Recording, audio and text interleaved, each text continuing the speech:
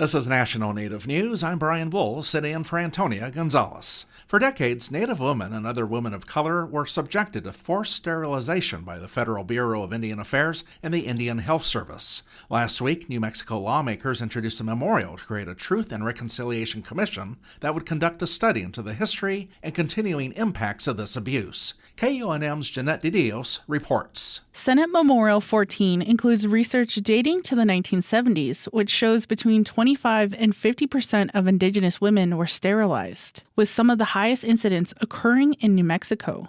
The memorial would develop a plan to create a state Truth and Reconciliation Commission to research and find all cases of sterilization in the state, gather survivor testimony, and review and recommend educational policy.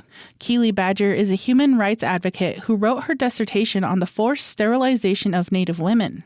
Lawmakers asked her about challenges finding and accessing records. I do think that the requests have to come from an official state body, official agencies, to get to the heart of this information. It is going to be more than one person's ability to accumulate this information. She says this may have been intentional by the states. At a national level, they have sealed some of these records for a reason. In the same way that a lot of the information about the boarding school system was very, very challenging, took decades and decades of research to accumulate to get to a point where we could have a national apology. I believe that this is one of those situations where it's going to require real political will and advocacy from civil society groups to get to the real heart of this from a national perspective. If the memorial goes into law, New Mexico would be the first state in the nation to formally investigate and acknowledge these violations. The memorial will head to the Senate floor for a vote, and if passed, will go to the House of Representatives. For National Native News, I'm Jeanette DeDios. Last week, thousands of members from the White Mountain Apache tribe went to the polls to vote in a primary election that resulted in the sitting chairman losing his chance at another term.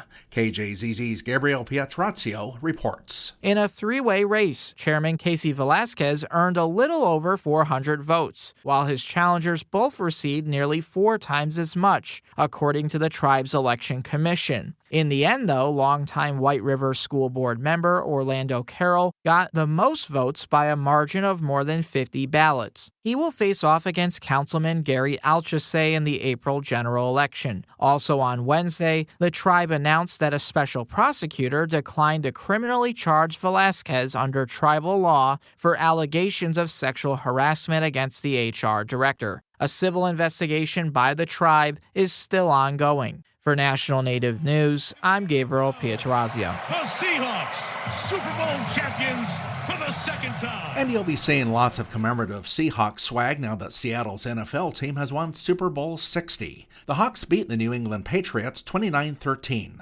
The BBC reports that many Native American and First Nations people appreciate the team's logo. Turns out that it's based on a carved transformation mask from the Kwakwaka'wakw Nation from the late 1800s. The logo was chosen by the Seahawks manager in the 1970s. Seattle's Burke Museum traced the origins of it to a photo of a ceremonial mask in an old art book. This led them to the Hudson Museum in Maine.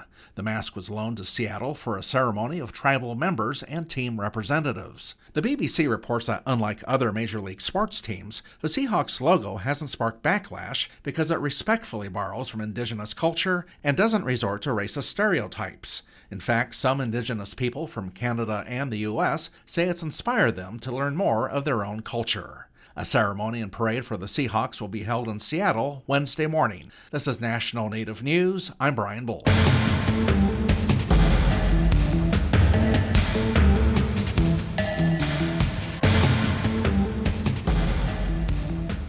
National Native News is produced by Koahnic Broadcast Corporation with funding by the Corporation for Public Broadcasting. Hear that? Tribal college faculty do so much, one can't say it all here. Nothing but respect. Visit mostthoroughdjobdescription.com. The American Indian College Fund supports this program.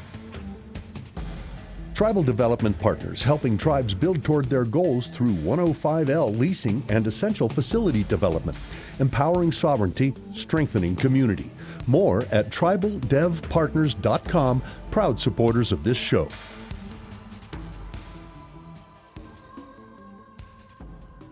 Native Voice One, the Native American Radio Network.